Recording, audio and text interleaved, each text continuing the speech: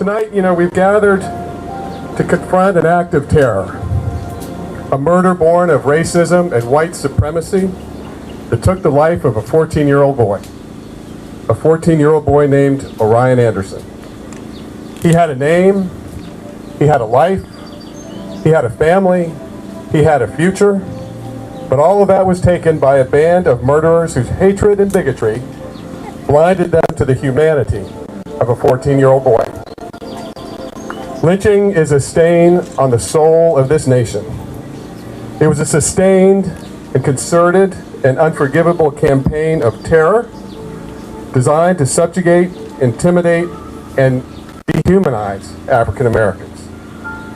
To try to tell African Americans that their lives and their bodies could be stolen from them for any reason or even no reason at all, and that our laws and the constitutions of our Commonwealth and our country would do nothing to protect them.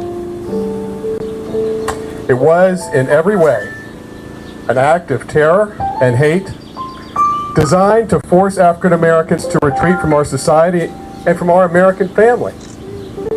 The numbers are staggering and they're heartbreaking. More than 4,000 documented lynchings in America, at least 80 in Virginia, and at least 3 here in Loudoun.